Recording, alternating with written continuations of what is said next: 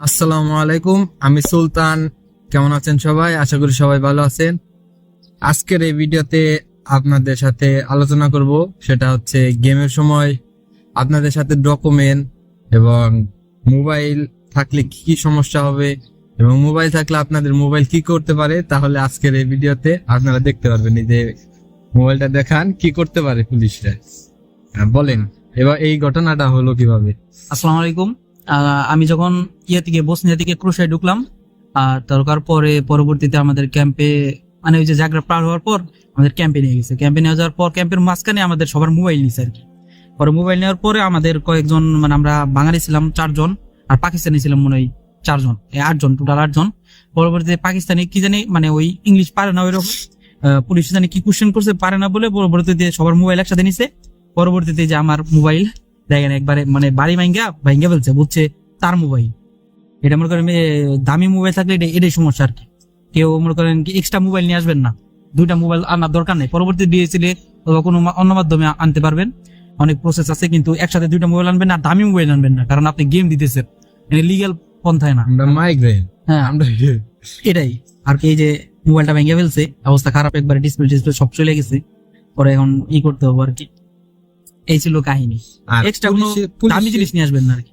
পুলিশে আপনারে কি কি প্রশ্ন করছে আর সাথে কি পাসপোর্ট আছে?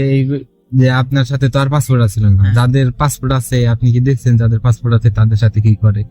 ওটা হচ্ছে পাসপোর্ট কেউ রাখে না, যদি রাখে অথবা যদি ধরা পড়ে, কারণ ওরাও তো জানে আমরা কিভাবে আসছি এই পর্যন্ত। কারণ আমাদের সাথে ক্যাম্পে বেশিরভাগই থাকে ফিলিস্তিনি অথবা সিরিয়ান, ওরা বেশি থাকে আর কি, আমাদের বাঙালি মানে এশিয়ানের থেকে।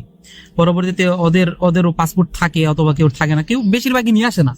নাই বেটার, কারণ কারণ ইমিগ্রেশন অফিসার অথবা একটা পুলিশের কি মাইন্ড আছে, এখন আপনারা দেশে পাঠাই দিল, আবার লং প্রসেস, কারণ এতগুলো টাকা দিয়ে আসতেছেন, কেউ রিস্ক নেয় না, পাসপোর্ট নিয়ে আসা না আনাই বেটার।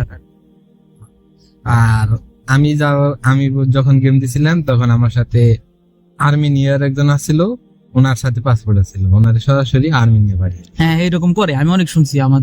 আমাদের সাথে এমন ছিল না, কিন্তু আমার এইগুলো জানা নেই, কিন্তু সবাই বলে আমাদের যারা আসলে পাসপোর্ট রাখার দরকার নেই, কোনো ডকুমেন্ট না আর কি। আমি ধরো বসনিয়ায় ঢুকছি, আমার জানি ক্রোয়েশিয়ার কোনো ডকুমেন্ট না থাকে, মানে আমার বর্ডারে পার হয়েছি, বর্ডারে ঢুকে গেছি, তার মানে আমি হচ্ছে বসনিয়ার আন্ডারে অথবা ক্রোয়েশিয়ার আন্ডারে, যে কোনো বর্ডারে ঢুকি তার আন্ডারে। তার আগে যে কান্ট্রিতে ছিলাম অথবা যে জায়গায় আসছিলাম, এখন ধরো তুমি বসনিয়া থেকে ক্রোয়েশিয়ায় ঢুকছো, এই বসনিয়া থেকে 12 ঘন্টা হাঁটতে হাঁটতে জঙ্গল দিয়ে ঢুকছো, এখন তোমার একটা ডকুমেন্টের জন্য তোমার আবার ব্যাগ দিতে কিন্তু 1 সেকেন্ডে তৈরি করবো না, তোমার ধরবো সুন্দর করে ক্যাম্পে নিয়ে যাবো, ক্যাম্পে থেকে তোমার একটা রাস্তা দেখাই দিব, হাঁটতে হাঁটতে যাও, বসনা চলে যাও, আবার গেম দিয়ে আবার এই রাস্তা। কেউ রিস্ক নেয় না, এই ডকুমেন্ট রাখার দরকারই নেই, কোনো কিছু ডকুমেন্ট রাখার দরকার নেই। আর পুলিশে কি কি জিজ্ঞাসা করছে যে ক্রোয়েশিয়ায় আপনার যে লেখালেখি করে বা ট্রান্সলেটর জিজ্ঞাসা করে কি কি প্রশ্ন করছে? ক্রোয়েশিয়া আমার জিজ্ঞেস করে না, আমার জিজ্ঞেস করছিল স্লোভেনিয়াতে জিজ্ঞেস করছিল আমি কিভাবে আসছি। আমি সম্পূর্ণ বলে দিচ্ছি, আমি স্টুডেন্ট বিষয়ে আসছিলাম, এই অবস্থা, নতুন চালু হয়েছে, সবকিছু আমি সুন্দর করে সবকিছু করে দিয়েছিলাম, কারণ ওরা হচ্ছে মাইন্ড রিডার আর কি। তোমার চোখ দেখে ওরা বুঝতে পারবো তুমি কি বলতে চাইতেছো, মিথ্যা বলতেছো না সত্য বলতেছো।